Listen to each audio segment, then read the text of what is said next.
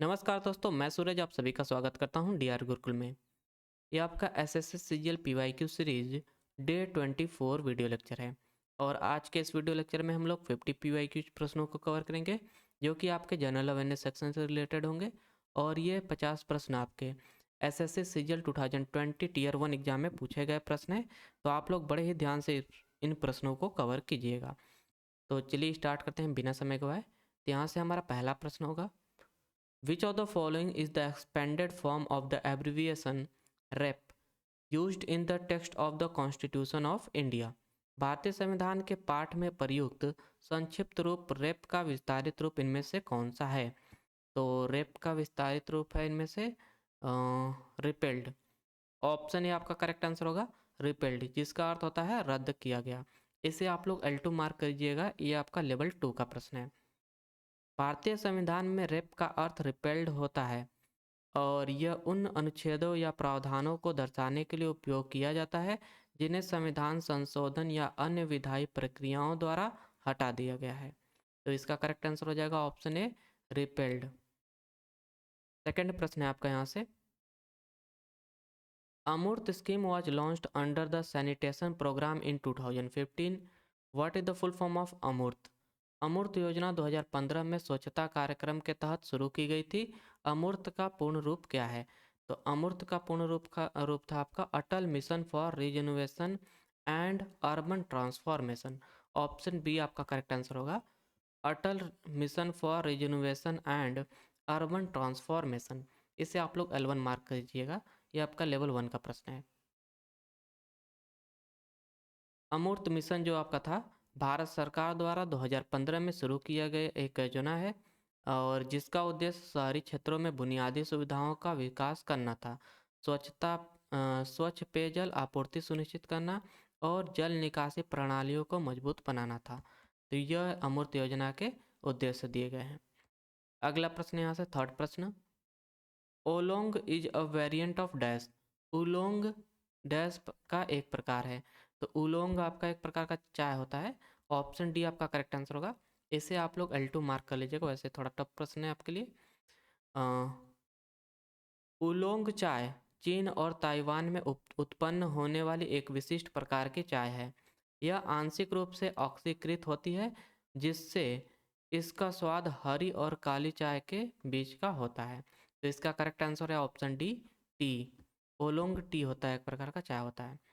चौथा प्रश्न है आपका यहाँ से, spider web are made up of dash a natural fibre made up of protein. मकड़ी के जाले डैश से बने होते हैं, जो प्रोटीन से बना एक प्राकृतिक रेशा होता है। तो ये बने होते हैं सिल्क से। ऑप्शन सी आपका करेक्ट आंसर होगा सिल्क। इससे आप लोग L1 मार्क कर लीजिएगा, लेवल 1 का प्रश्न है यह। मकड़ी के जाले रेशम से बने होते हैं, जो प्रोटीन से युक्त प्राकृतिक फाइबर होता है। अ, यह मकड़ियों द्वारा अपने शिकार को पकड़ने और घोंसला बनाने के लिए निर्मित किया जाता है। तो यह आपका होता है, इसका करेक्ट आंसर हो जाएगा आपका ऑप्शन सी सिल्क, रेशम। पांचवा प्रश्न है आपका यहाँ से, who among the following is the first female from India to win a Grammy award. निम्नलिखित में से कौन भारत की पहली महिला बनी जिन्होंने ग्रैमी पुरस्कार जीता था? तो भारत की पहली महिला जिन्होंने ग्रैमी पुरस्कार जीता था वे थी तन्वी शाह। ऑप्शन डी आपका करेक्ट आंसर हो जाएगा तन्वी शाह। इससे आप लोग L1 मार्क कर लीजिएगा, यह आपका लेवल 1 का प्रश्न है। तन्वी शाह ग्रैमी पुरस्कार जीतने वाली पहली भारतीय महिला हैं। उन्होंने 2009 में A.R. रहमान के साथ फिल्म स्लम डॉग मिलियनेयर के गाने जय हो के लिए यह पुरस्कार जीता था। तो जय हो गाने के लिए यह पुरस्कार जीता था तन्वी शाह ने ग्रैमी पुरस्कार 2009 में। छठा प्रश्न है आपका यहाँ से, which of the following is a characteristics of conservative force. तो निम्नलिखित में से कौन सा एक संरक्षित बल की विशेषता है? तो संरक्षित बल का इनमें से कौन सा एक विशेषता है कि work done by it's depend upon the path, work done by it is completely recoverable. और तो ऑप्शन बी आपका यहाँ से करेक्ट आंसर होगा कि work done by it is completely recoverable. इस बल द्वारा किया गया कार्य पूरी तरह से पुनः प्राप्त किया जा सकता है। यह आपका कंजर्वेटिव फोर्स का एक कैरेक्टरिस्टिक है और इसे आप लोग L1 मार्क कर लीजिएगा, लेवल 1 का प्रश्न है। इसका करेक्ट आंसर हो जाएगा ऑप्शन बी। संरक्षित बल या फिर कंजर्वेटिव फोर्स वह बल होता है जिसमें कार्य केवल प्रारंभिक और अंतिम बिंदु पर निर्भर करता है, ना कि पथ पर। इस प्रकार इसमें की गई ऊर्जा पुनः प्राप्त की जा सकती है और चक्रीय मार्ग में किया गया कार्य हमेशा शून्य होता है। गुरुत्वाकर्षण बल और प्रत्यक्ष बल इसके उदाहरण हैं। तो गुरुत्वाकर्षण बल और प्रत्यक्ष बल जो है, अरे प्रत्यास्था बल जो है आपका, यह कंजर्वेटिव फोर्स के उदाहरण है, कंजर्वेटिव बल के उदाहरण है। सातवां प्रश्न यहाँ से, who among the following became the first Indian javelin thrower to win an Asian gold medal और Asian game gold medal in 2018? निम्नलिखित में से कौन 2018 में एशियाई खेलों में भाला फेंक में स्वर्ण पदक जीतने वाले पहले भारतीय बने? तो ये थे नीरज चोपड़ा जी। ऑप्शन डी आपका करेक्ट आंसर हो जाएगा। इसे आप लोग L1 मार्क कर लीजिएगा, लेवल 1 का प्रश्न है यह। नीरज चोपड़ा ने 2018 एशियाई खेलों में भाला फेंक, जो कि जेवलिन थ्रो है, में 88.06 मीटर के प्रयास के साथ स्वर्ण पदक जीता था। वह इस प्रतियोगिता में स्वर्ण पदक जीतने वाले पहले भारतीय बने। अगला प्रश्न क्या है यहाँ से, आठवां प्रश्न आपका, which of the following book was written by Panini? तो निम्नलिखित में से कौन सी पुस्तक पाणिनि द्वारा लिखी गई है? तो पाणिनि द्वारा लिखी गई पुस्तक का नाम है अष्टाध्यायी। इसे आप लोग L1 मार्क कर लीजिएगा। ये आपके ये आपका जो बुक्स एंड ऑथर चैप्टर है उससे पूछा गया प्रश्न है। तो इसका करेक्ट आंसर हो जाएगा ऑप्शन सी, अष्टाध्यायी। अगला प्रश्न है यहाँ से, नवां प्रश्न, वेयर इज द जय Hind bridge located in India? जय हिंद पुल भारत में कहाँ स्थित है?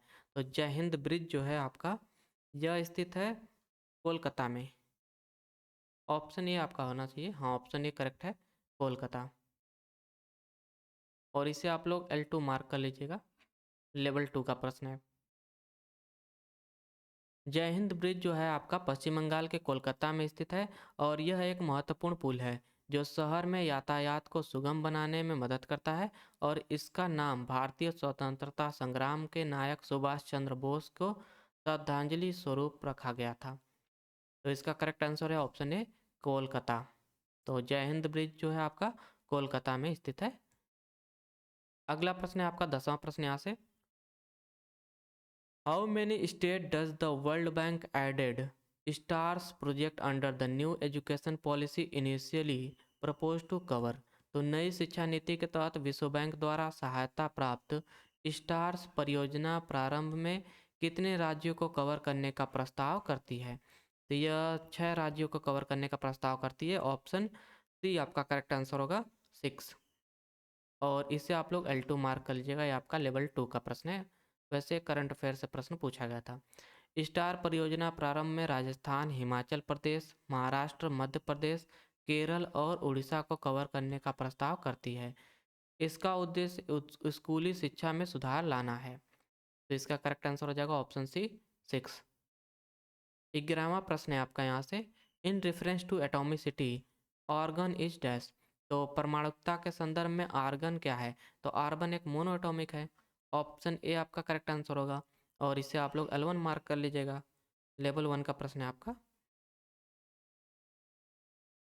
आर्गन एक निष्क्रिय गैस है, नोबल गैस है, जो स्वाभाविक रूप से एक परमाणुक है, जो स्वाभाविक रूप से एक परमाणुक अवस्था में पाई जाती है और यह अन्य तत्वों के साथ सामान्यतः कोई रासायनिक प्रतिक्रिया नहीं करती है। तो इसका करेक्ट आंसर हो जाएगा ऑप्शन ए, मोनो एटॉमिक। 12वां प्रश्न है यहाँ से आपका, who among the following Sikh gurus founded the Tarn Taran Sahib? निम्नलिखित में से किस सिख गुरु ने तरन तारण साहिब की स्थापना की थी? तो तरन तारण साहिब की स्थापना की थी गुरु अर्जुन देव ने। ऑप्शन बी आपका करेक्ट आंसर होगा, गुरु अर्जुन देव। इससे आप लोग लेवल 1 का प्रश्न मार्क कर लीजिएगा, ये आपका लेवल 1 का प्रश्न है, L1। गुरु अर्जुन देव ने 1590 ईस्वी में तरन तारण साहिब की स्थापना की थी। यह पंजाब में स्थित एक प्रसिद्ध सिख तीर्थ स्थल है। तो इसका करेक्ट आंसर हो जाएगा ऑप्शन बी, गुरु अर्जुन देव। 13वां प्रश्न आपका यहाँ से क्या है कि in which of the following year was the Bombay reorganisation act passed? तो बॉम्बे पुनर्गठन अधिनियम किस वर्ष पारित किया गया था? तो बॉम्बे पुनर्गठन अधिनियम जो है आपका, यह पारित किया गया था 1960 में। ऑप्शन डी आपका करेक्ट आंसर होगा 1960। इससे आप लोग L2 मार्क कर लीजिएगा, लेवल 2 का प्रश्न है यह। बॉम्बे पुनर्गठन अधिनियम 1960 में पारित किया गया था, जिसके तहत महाराष्ट्र और गुजरात को अलग अलग राज्यों के रूप में गठित किया गया था। 14th प्रश्न है आपका यहाँ से, dash is the water transporting tissue in plant. Dash पौधों में जल परिवहन ऊतक है। तो यह आपका जाइलम होता है। ऑप्शन बी आपका करेक्ट आंसर होगा, और इसे आप लोग L1 मार्क कर लीजिएगा। जाइलम पौधों में जड़ से पत्तियों तक पानी और खनिजों का परिवहन करता है, और यह पौधे के संवहनी ऊतकों में से एक है। तो इसका करेक्ट आंसर रहेगा आपका ऑप्शन बी, जाइलम। 15वां प्रश्न है आपका, 15th प्रश्न है यहाँ से, who was the first director general of archaeological survey of India. भारतीय पुरातत्व सर्वेक्षण ASI के पहले महानिदेशक कौन थे। तो ये थे अलेक्जेंडर कनिंघम। ऑप्शन बी आपका करेक्ट आंसर होगा, अलेक्जेंडर कनिंघम। इसे आप लोग L1 मार्क कर लीजिएगा। अलेक्जेंडर कनिंघम ने 1861 में भारतीय पुरातत्व सर्वेक्षण ASI के पहले महानिदेशक बने। उन्होंने भारत में पुरातात्विक खोजों की शुरुआत की और कई ऐतिहासिक स्थलों की खुदवाई करवाई। तो इसका करेक्ट आंसर है आपका option B, Alexander Cunningham. 16th प्रश्न है आपका यहाँ से, at which of the following places did Lord Buddha attain enlightenment.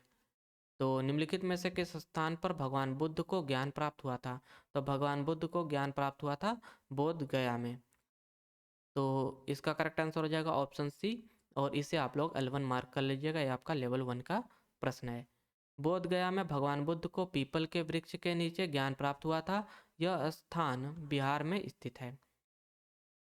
17वां प्रश्न है आपका यहाँ से, which of the following Indian solar energy firm was ranked as the number 1 energy company in term of capacity in 2020 by Mercom capitals. तो 2020 में मरकॉम Capitals द्वारा क्षमता के आधार पर भारत की कौन सी सौर ऊर्जा कंपनी नंबर 1 पर थी। तो यह सौर ऊर्जा कंपनी थी अडानी ग्रीन्स। ऑप्शन ए आपका करेक्ट आंसर होगा, अडानी ग्रीन्स। इसे आप लोग L2 मार्क कर लीजिएगा। ये आपका लेवल 2 का प्रश्न है। अडानी ग्रीन्स एनर्जी लिमिटेड 2020 में मरकॉम कैपिटल द्वारा भारत की सबसे बड़ी सौर ऊर्जा कंपनी घोषित की गई थी। तो इसका करेक्ट आंसर होगा ऑप्शन ए, अडानी ग्रीन्स। अगला प्रश्न है 18th प्रश्न, और 18th प्रश्न में आपसे पूछा है, who among the following is the first ever women fighter pilot to have taken part at a Republic Day parade. तो निम्नलिखित में से कौन पहली महिला लड़ाकू पायलट हैं जिन्होंने गणतंत्र दिवस परेड में भाग लिया था। तो गणतंत्र दिवस परेड में भाग लिया था भावना कांत ने।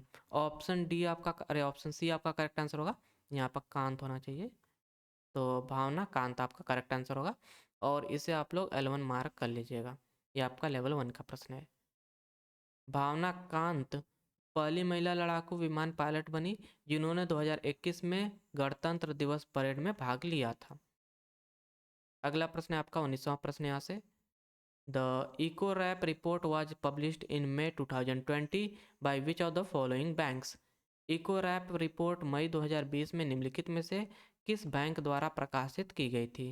तो यह आपका इको रैप रिपोर्ट जो है SBI बैंक द्वारा प्रकाशित किया गया था। ऑप्शन सी आपका करेक्ट आंसर होगा। इसे आप लोग L1 मार्क कर लीजिएगा। ये आपका लेवल 1 का प्रश्न है, और करंट अफेयर सेक्शन से आपका संबंधित यह प्रश्न है।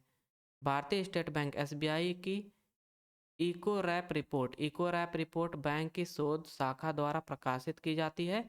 यह रिपोर्ट आर्थिक और वित्तीय रुझानों का विश्लेषण प्रस्तुत करती है। तो इसका करेक्ट आंसर है ऑप्शन सी, SBI। 20वां प्रश्न है आपका यहाँ से, who is the author of the book walking with the comrades. तो पुस्तक वॉकिंग विद द कॉमरेड्स के लेखक कौन है। तो इस पुस्तक के लेखक हैं अरुंधति रॉय जी। ऑप्शन डी आपका करेक्ट आंसर होगा, अरुंधति रॉय। ये आपका लेवल 2 का प्रश्न है, इससे L2 मार्क कर लीजिएगा। ये वैसे पूछा गया आपका बुक्स एंड ऑथर चैप्टर से, तो इस बात को ध्यान में रखिएगा। और बुक्स एंड ऑथर चैप्टर किसी भी स्टैटिक जीके की बुक से जरूर कवर करके एग्जाम में जाइएगा। तो अरुंधति रॉय द्वारा लिखित वॉकिंग विद द कॉमरेड्स नक्सल आंदोलन और उनके संघर्षों पर आधारित एक प्रसिद्ध पुस्तक है। तो इसका करेक्ट आंसर हो जाएगा ऑप्शन डी, अरुंधति रॉय।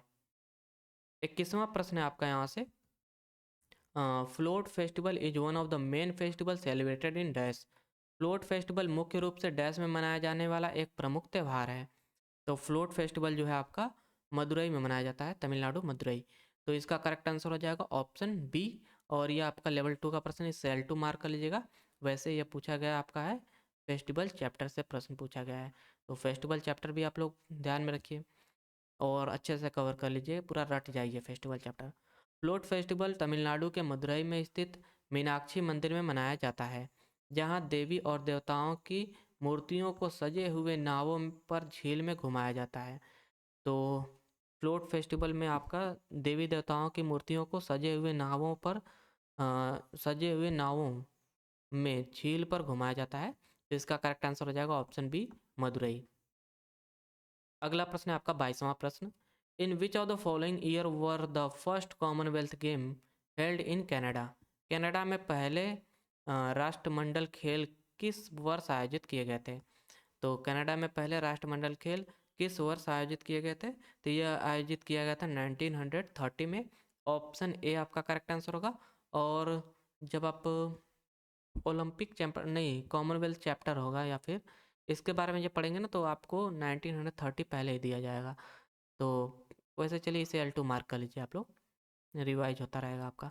पहले राष्ट्रमंडल खेल जो आपका कॉमनवेल्थ गेम है 1930 में कनाडा के हैमिल्टन शहर में आयोजित किया गया था, और उस समय इन्हें ब्रिटिश एम्पायर गेम्स कहा जाता था। तो इसका करेक्ट आंसर है ऑप्शन ए, 1930। 23वां प्रश्न है आपका यहाँ से, which of the following Himalayan peak is not located in Nepal. निम्नलिखित में से कौन सा हिमालयी शिखर नेपाल में स्थित नहीं है। तो इनमें से कौन सा हिमालयी शिखर नेपाल में स्थित नहीं है। तो इसका करेक्ट आंसर होगा ऑप्शन डी, कामेत। इसे आप लोग L1 मार्क कर लीजिए, वैसे L2 मार्क कर लीजिए। ये आपका माउंटेन चैप्टर से पूछा गया प्रश्न है, तो माउंटेन चैप्टर अच्छे से कवर जरूर कर लीजिएगा। तो कामेत, कामेत पर्वत भारत के उत्तराखंड राज्य में स्थित है, जबकि अन्य 3 जो माउंटेन है आपके माउंट एवरेस्ट, अन्नपूर्णा और मकालू नेपाल में स्थित पर्वत श्रृंखला है। अगला प्रश्न है यहाँ से 24वां प्रश्न, Virupaksha temple is situated in which of the following district of Karnataka. तो विरूपाक्ष मंदिर कर्नाटक के किस जिले में स्थित है। तो यह कर्नाटक के बल्लारी जिले में स्थित है। ऑप्शन सी आपका करेक्ट आंसर होगा, बल्लारी जिला, बल्लारी डिस्ट्रिक्ट। इससे आप लोग L2 मार्क कर लीजिएगा, थोड़ा डीप में जाकर प्रश्न पूछा गया है। विरूपाक्ष मंदिर जो है कर्नाटक के हम्पी बल्लारी जिले में स्थित है, और यह यूनेस्को विश्व धरोहर स्थल का हिस्सा है और विजयनगर साम्राज्य की वास्तुकला का उत्कृष्ट उदाहरण है। इसका करेक्ट आंसर होगा ऑप्शन सी, बल्लारी। 25वां प्रश्न है आपका यहाँ से, in the context of agricultural cost in India what is MSP। Bharat में कृषि लागत के संदर्भ में MSP क्या है। तो MSP होता है minimum support price. Option A आपका करेक्ट आंसर होगा, मिनिमम सपोर्ट प्राइस, न्यूनतम समर्थन मूल्य इसे कहा जाता है। यह वह कीमत होती है जो सरकार किसानों को उनकी फसलों के लिए प्रदान करती है, जिससे उन्हें बाजार में मूल्य में गिरावट की स्थिति में आर्थिक सुरक्षा मिल सके। तो इसका करेक्ट आंसर हो जाएगा ऑप्शन ए, और इससे आप लोग L1 मार्क कर लीजिएगा। यह आपका लेवल 1 का प्रश्न है। अब चलते हैं हम लोग अगले शिफ्ट की तरफ, और अगले शिफ्ट का हमारा जो पहला प्रश्न है यहाँ से, the area served by a canal system through the supply of water for irrigation and other purposes is called a dash. नहर प्रणाली द्वारा सिंचाई और अन्य उद्देश्यों के लिए जल आपूर्ति की जाने वाली भूमि को क्या कहा जाता है। तो इस एरिया को आपका क्या कहा जाता है। तो इसे कहा जाता है आपका कमांड क्षेत्र, कमांड एरिया। ऑप्शन ए आपका करेक्ट आंसर होगा, कमांड एरिया। इसे आप लोग L2 मार्क कर लीजिएगा, ये आपका लेवल 2 का प्रश्न है। किसी नहर प्रणाली द्वारा जल आपूर्ति किए जाने वाले क्षेत्र को कमांड क्षेत्र या फिर कमांड एरिया कहा जाता है। यह उस भूमि को दर्शाता है जो नहर प्रणाली से सीधे सिंचित, जो आपका सिंचित होती है, संचित होती है, इरिगेट होता है। तो इसका करेक्ट आंसर हो जाएगा ऑप्शन ए, कमांड एरिया। सेकंड प्रश्न है आपका यहाँ से, मुख्यमंत्री बाग बागायत Mukhyamantri Bagayat Vikas mission horticulture development mission scheme was launched by which of the following state government in January 2021। Mukhyamantri बागायत किसान मिशन जो आपका है बागवानी विकास मिशन योजना जनवरी 2021 में निम्नलिखित में से किस राज्य सरकार द्वारा शुरू की गई थी? तो यह योजना आपका गुजरात राज्य सरकार द्वारा शुरू किया गया था। ऑप्शन बी आपका करेक्ट आंसर हो जाएगा। इसे आप लोग L2 मार्क कर लीजिएगा। वैसे ही आपका करंट अफेयर सेक्शन से पूछा गया प्रश्न है। गुजरात सरकार ने जनवरी 2021 में मुख्यमंत्री बागायत विकास मिशन शुरू किया था, जिसका उद्देश्य बागवानी और कृषि विविधीकरण को बढ़ावा देना था। तो इसका करेक्ट आंसर हो जाएगा ऑप्शन बी गुजरात। तीसरा प्रश्न यहाँ से थर्ड प्रश्न है आपका। One of the major event of Ashoka reign was the convening of the dash Buddhist sangha council in 2050 BCE in the capital Pataliputra. Ashoka के शासनकाल की एक प्रमुख घटना 250 ईसा पूर्व राजधानी पाटलिपुत्र में डैश बौद्ध संघ परिषद का आयोजन की गई थी। तो डैश बौद्ध संघ का आयोजन किया गया था। तो यह था तीसरा, थर्ड बौद्ध संघ का आयोजन किया गया था। ऑप्शन ए आपका करेक्ट आंसर होगा और इसे आप लोग L1 मार्क कर लीजिएगा। वैसे ये आपका हिस्ट्री सेक्शन से पूछा गया प्रश्न है। तो हिस्ट्री अगर आपने पढ़ी होगी तो आपको उसमें अशोक के बारे में जरूर पढ़ने को मिला होगा। तो यहाँ से करेक्ट आंसर हो जाएगा ऑप्शन ए थर्ड। सम्राट अशोक ने 2050 ईसा पूर्व में पाटलिपुत्र में तीसरी बौद्ध संगीति का आयोजन किया था, जिसका उद्देश्य बौद्ध धर्म के शुद्धिकरण और प्रचार प्रसार को सुनिश्चित करना था। तो इसका करेक्ट आंसर हो जाएगा ऑप्शन ए थर्ड बौद्ध संगति अरे भाई थर्ड बौद्ध संगीति था आपका, काउंसिल था। अगला प्रश्न यहाँ से क्या है, चौथा प्रश्न कि which schedule of the Indian constitution demarcates the power of the union and the state, that is union list, state list and concurrent list.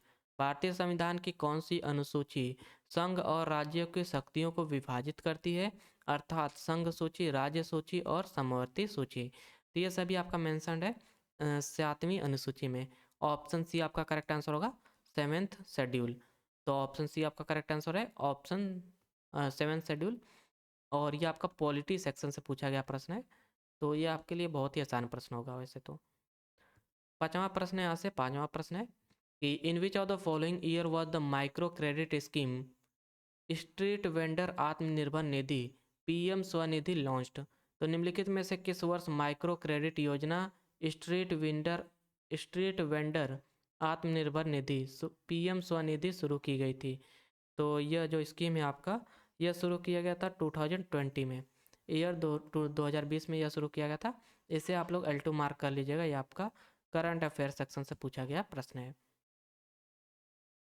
प्रधानमंत्री स्ट्रीट वेंडर आत्मनिर्भर निधि योजना जून 2020 में शुरू की गई थी, जिसका उद्देश्य सड़क विक्रेताओं को कार्यशील पूंजी ऋण प्रदान करना था।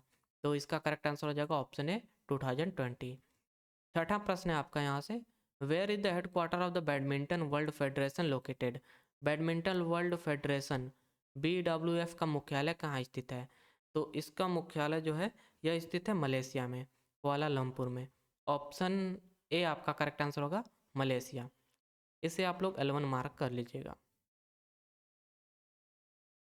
बैडमिंटन वर्ल्ड फेडरेशन का मुख्यालय कुआलालंपुर मलेशिया में स्थित है। यह संगठन अंतर्राष्ट्रीय स्तर पर बैडमिंटन के खेलों को नियंत्रित करता है। तो इसका करेक्ट आंसर हो जाएगा कुआलालंपुर मलेशिया। ऑप्शन ए आपका करेक्ट आंसर है।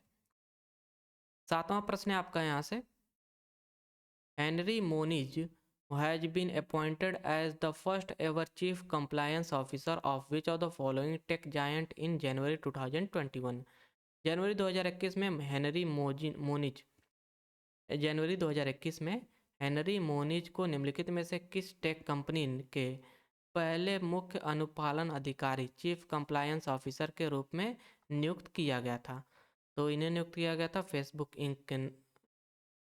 फेसबुक इंक के चीफ कंप्लायंस ऑफिसर के रूप में इन्हें नियुक्त किया गया था। ऑप्शन ए आपका करेक्ट आंसर होगा, इसे L2 मार्क कर लीजिएगा। वैसे ही आपका करंट अफेयर सेक्शन का प्रश्न था, तो ऑप्शन ए आपका करेक्ट आंसर है, फेसबुक इंक। 8वां प्रश्न है यहाँ से, all the non zero vector और कॉल्ड डैश, सभी गैर शून्य सदिशों को डैश कहा जाता है। तो इन सभी को कहा जाता है आपका प्रॉपर वेक्टर्स। ऑप्शन सी आपका करेक्ट आंसर होगा, प्रॉपर वेक्टर। और इसे आप लोग L2 मार्क कर लीजिएगा, ये आपका फिजिक्स के डायमेंशन चैप्टर से पूछा गया प्रश्न है।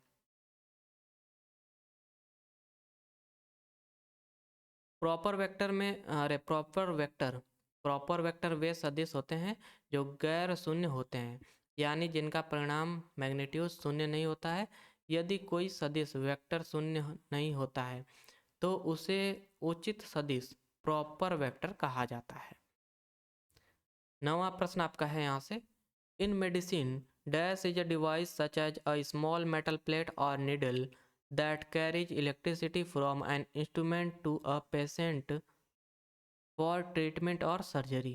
चिकित्सा में डैश एक उपकरण है जैसे कि एक छोटी धातु की प्लेट या सुई, जो उपचार या सर्जरी के लिए बिजली को एक उपकरण से रोगी तक पहुंचाता है। तो इसे आपका कहा जाता है electrode, N electrode. Option A आपका करेक्ट आंसर होगा, एन इलेक्ट्रोड। इसे आप लोग L2 मार्क कर लीजिएगा, ये आपका लेवल 2 का प्रश्न है। इलेक्ट्रोड एक ऐसा उपकरण है जो विद्युत ऊर्जा को रोगी तक पहुंचाने का कार्य करता है, विशेष रूप से इलेक्ट्रोथेरेपी और सर्जरी में। तो इसका करेक्ट आंसर हो जाएगा एन इलेक्ट्रोड। अगला प्रश्न आपका है 10वां प्रश्न यहाँ से, the Indian forest act 1927 was enacted after repelling which of the following Indian forest act. भारतीय वन अधिनियम 1927 को निम्नलिखित में से किस भारतीय वन अधिनियम को निरस्त करने के बाद लागू किया गया था। तो यह लागू किया गया था इंडियन फॉरेस्ट एक्ट 1878 को निरस्त करने के बाद। ऑप्शन सी आपका करेक्ट आंसर होगा, और इसे आप लोग L2 मार्क कर लीजिएगा, ये आपका लेवल 2 का प्रश्न है, और इसका करेक्ट आंसर हो जाएगा ऑप्शन सी। भारतीय वन अधिनियम 1927 को भारतीय वन अधिनियम 1878 को निरस्त कर लागू किया गया था। इसका उद्देश्य वन संसाधनों के संरक्षण और प्रबंधन को मजबूत करना था। तो ऑप्शन सी आपका करेक्ट आंसर होगा, इंडियन फॉरेस्ट एक्ट 1878। 11वां प्रश्न है आपका यहाँ से, which of the following liquid has the highest pH. निम्नलिखित में से किस द्रव्य का पीएच मान सबसे अधिक होता है। तो इनमें से आपका सबसे अधिक पीएच मान होता है मिल्क ऑफ मैग्नीशिया का। ऑप्शन सी आपका करेक्ट आंसर होगा, इसे आप लोग L1 मार्क कर लीजिएगा, लेवल 1 का प्रश्न है यह। मिल्क ऑफ मैग्नीशिया एक क्षारीय पदार्थ है जिसका पीएच 10 के आसपास होता है, जो इसे सूची में सबसे अधिक पीएच मान वाला बनाता है। इसका करेक्ट आंसर हो जाएगा option C, milk of magnesia. 12वां प्रश्न है आपका यहाँ से, which book written by Douglas Stuart won him the Booker prize 2020। Douglas Stuart द्वारा लिखित कौन सी पुस्तक ने उन्हें बुकर पुरस्कार 2020 दिलाया था। तो इस पुस्तक का नाम था सगी बेन्स। ऑप्शन ए आपका करेक्ट आंसर होगा, सगी बेन। इसे आप लोग L2 मार्क कर लीजिएगा। वैसे आपका प्रश्न बुक्स एंड ऑथर चैप्टर से पूछा गया प्रश्न है। डगलस स्टुअर्ट की पुस्तक सगी बेन ने 2020 में बुकर पुरस्कार जीता था। यह उपन्यास ग्लासगो स्कॉटलैंड में एक गरीब परिवार की कहानी पर आधारित पुस्तक है।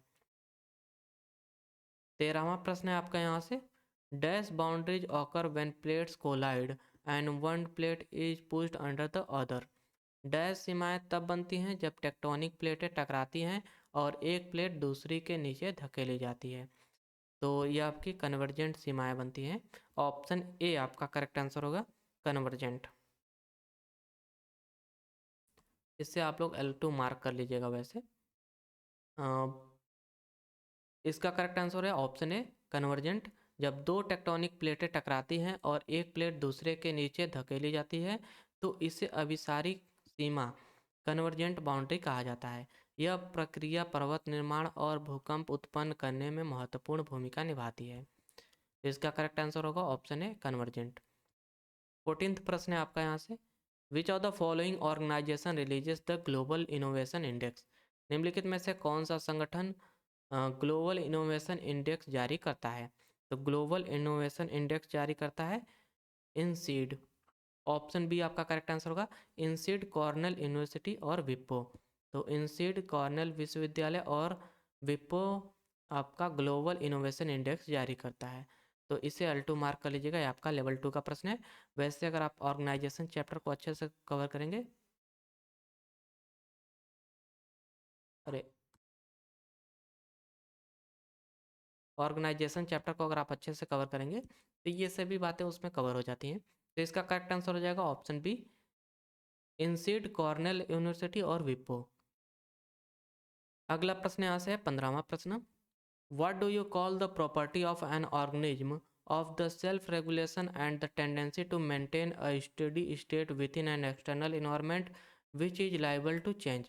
किसी जीव की आत्मनियमन की क्षमता और बदलते बाहरी पर्यावरण में संतुलन बनाए रखने की प्रकृति को क्या कहा जाता है? तो इसे आपका कहा जाता है हेमियोस्टेटिस। ऑप्शन सी आपका करेक्ट आंसर होगा, समस्थिति। तो यह आपका लेवल 2 का प्रश्न है, इसे L2 मार्क कर लीजिएगा। और इसे आपका कहा जाता है होमियोस्टेटिस। होमियोस्टेटिस जीवों की वह क्षमता होती है जिसके द्वारा वे अपने आंतरिक वातावरण को नियंत्रित रखते हैं, भले ही बाहरी वातावरण में परिवर्तन हो। उदाहरण के लिए मनुष्य शरीर तापमान 37 डिग्री बनाए रखता है। तो इसका करेक्ट आंसर हो जाएगा ऑप्शन सी, होमियोस्टेटिस। 16वां प्रश्न है आपका यहाँ से, according to Ashokan edicts, according to Ashokan edicts, how many years after becoming the king did Ashoka wage war on Kalinga? Ashoka के शिलालेखों के अनुसार राजा बनने के कितने वर्षों बाद अशोक ने कलिंग पर युद्ध किया था? तो अशोक ने 8 वर्षों के बाद कलिंग पर युद्ध किया था। ऑप्शन सी आपका करेक्ट आंसर होगा। वैसे आपका लेवल 1 का प्रश्न है, इसे आप लोग L1 मार्क कर लीजिएगा। अशोक ने सम्राट बनने के 8वें वर्ष लगभग 261 ईसा पूर्व में कलिंग पर युद्ध किया था। इस युद्ध के दौरान भारी जनहानि हुई, जिससे प्रभावित होकर अशोक ने अहिंसा और बौद्ध धर्म की ओर रुख किया था। तो इसका करेक्ट आंसर हो जाएगा ऑप्शन सी। 17वां प्रश्न है आपका यहाँ से, मोहम्मद गौरी अटैक्ड तबर हिंद भटिंडा जिसे कहा जाता है इन 1191 स्ट्रेटेजिक पॉइंट फॉर डैश। तो 1191 में मोहम्मद गौरी ने तबर हिंडा भटिंडा पर हमला किया था, जो डैश के लिए एक रणनीतिक स्थान था। तो यह रणनीतिक स्थान था पृथ्वीराज चौहान के लिए। ऑप्शन ए आपका करेक्ट आंसर होगा, पृथ्वीराज चौहान। इससे आप लोग L1 मार्क कर लीजिएगा, लेवल 1 का प्रश्न है। 1191 में मोहम्मद गौरी ने तबर हिंडा पर हमला किया था, जो पृथ्वीराज चौहान के नियंत्रण में था। यह युद्ध तराइन की पहली लड़ाई का एक महत्वपूर्ण कारण बना। तो इसका करेक्ट आंसर हो जाएगा ऑप्शन ए, पृथ्वीराज चौहान। 18वां प्रश्न है आपका यहाँ से, according to which of the following article of the constitution of India shall a money bill not be introduced, shall a money bill not be introduced in legislative council? भारतीय संविधान के अनुसार निम्नलिखित में से किस अनुच्छेद के तहत किसी विधायी परिषद लेजिस्लेटिव काउंसिल में धन विधेयक मनी बिल प्रस्तुत नहीं किया जा सकता है? तो यह आपका मेंशन है आर्टिकल 198 में। ऑप्शन बी आपका करेक्ट आंसर होगा। इसे आप लोग L2 मार्क कर लीजिएगा, ये आपका लेवल 2 का प्रश्न है थोड़ा। भारतीय संविधान के अनुच्छेद 198 अरे भारतीय संविधान का अनुच्छेद 198 यह स्पष्ट करता है कि धन विधेयक केवल विधानसभा लेजिस्लेटिव असेंबली में ही पेश किया जा सकता है और विधान परिषद में नहीं।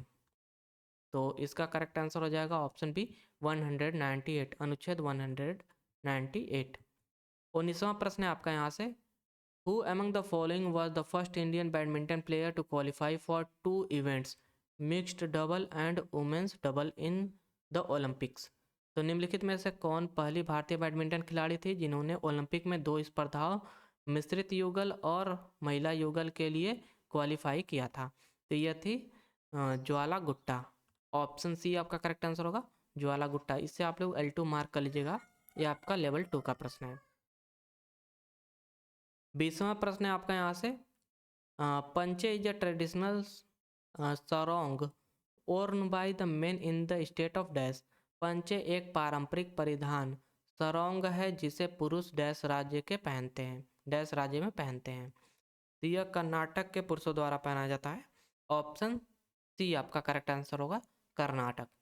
अगर आप ट्रेडिशनल ड्रेसेस चैप्टर कवर किए होंगे तो इस प्रश्न का उत्तर आसानी से दे सकते हैं। ट्रेडिशनल ड्रेसेस, तो इसे L2 मार्क कर लीजिए, वैसे थोड़ा टफ प्रश्न है आपके लिए। पंचे एक पारंपरिक परिधान है जिसे कर्नाटक के पुरुष पहनते हैं। इसे धोती का एक रूप माना जाता है और यह विशेष रूप से दक्षिण भारत में लोकप्रिय है। अगला प्रश्न है आपका 21वां प्रश्न यहाँ से।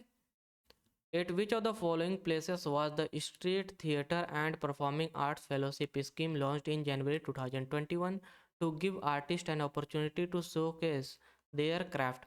जनवरी 2021 में स्ट्रीट थिएटर और परफॉर्मिंग आर्ट्स फेलोशिप योजना जो है आपका किस स्थान पर कलाकारों को अपनी कला प्रदर्शन करने का अवसर देने के लिए शुरू की गई थी।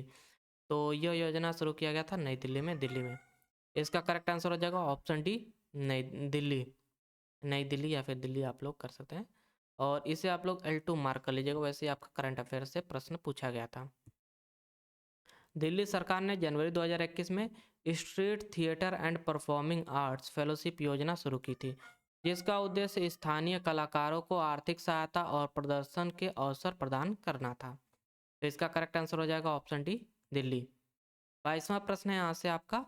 विच of the following book is authored by Dalai Lama and launched by him in February 2021। निम्नलिखित में से कौन सी पुस्तक दलाई लामा द्वारा लिखी गई थी और फरवरी 2021 में उनके द्वारा लॉन्च की गई थी। तो दलाई लामा द्वारा लिखी गई पुस्तक का नाम है आपका a little book of encouragement. Option, और the little book of encouragement आपका करेक्ट आंसर होगा ऑप्शन डी। और इसे आप लोग L2 मार्क कर लीजिएगा, ये आपका बुक्स एंड ऑथर चैप्टर से पूछा गया प्रश्न है। दलाई लामा ने फरवरी 2021 में the little book of encouragement नामक पुस्तक लॉन्च की थी, जिसमें उनके प्रेरणादायक विचार और शिक्षाएं संकलित हैं। तो इसका करेक्ट आंसर हो जाएगा ऑप्शन डी। 23वां प्रश्न है आपका यहाँ से। Which of the following plant hormone regulates growth particularly by stimulating cell elongation in stem. निम्नलिखित में से कौन सा पादप हार्मोन वृद्धि को नियंत्रित करता है, विशेष रूप से तनों में कोशिका वृद्धि को उत्तेजित करके। तो यह होता है आपका ऑक्जिन हार्मोन। ऑप्शन डी आपका करेक्ट आंसर होगा। Auxin hormone plant growth hormone है, तो इसका करेक्ट आंसर है ऑप्शन डी। अगला प्रश्न है आपका 24th प्रश्न है यहाँ से। When a river originate from a hill and flows in all direction, the drainage pattern is known as dash। जब कोई नदी पहाड़ी से निकलती है और सभी दिशाओं में बहती है तो उस जल निकासी पैटर्न को क्या कहा जाता है। तो उस जल निकासी पैटर्न को आपका कहा जाता है रेडियल। जैसे कि कोई पहाड़ी है, जैसे यहाँ से आप पहाड़ी मान लीजिए और यहाँ से कोई जल निकास आ रही है, जल का मतलब कि स्रोत है, और ये अलग अलग दिशाओं में जैसे फैल गई यहाँ से आने के बाद, तो इसे आपका बोला जाएगा रेडियल पैटर्न। तो इसका करेक्ट आंसर हो जाएगा ऑप्शन डी, रेडियल। इसे आप लोग L1 मार्क कर लीजिएगा। अगर आपने रिवर चैप्टर पढ़ा होगा पिनेकल की स्ट्रेटेजी के थ्योरी बुक से, तो उसमें आपको ये टर्म्स पढ़ने को मिलेंगे, जो नदियों द्वारा बनाए गए अलग अलग पैटर्न्स हैं उनके बारे में आपको पढ़ने को मिलेगा यहाँ पर। अगला प्रश्न है यहाँ से 25वां प्रश्न और अंतिम प्रश्न है आज के इस वीडियो लेक्चर का हमारे। तो यह प्रश्न है, G20 leaders summit 2020 was held virtually on 20 and 21st November 2020 and was presided by dash. 20 और 21 नवंबर 2020 को G20 लीडर्स समिट आभासी रूप से आयोजित किया गया था और इसकी अध्यक्षता डैश ने की थी। तो इसकी अध्यक्षता किया गया था सऊदी अरब द्वारा। ऑप्शन बी आपका करेक्ट आंसर होगा। इसे आप लोग L2 मार्क कर लीजिएगा, लेवल 2 का प्रश्न है।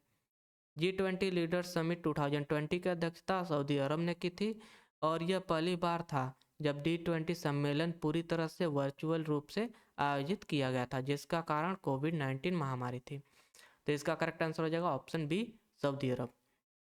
और यहाँ से हमारा आज का जो वीडियो लेक्चर है यह होता है समाप्त।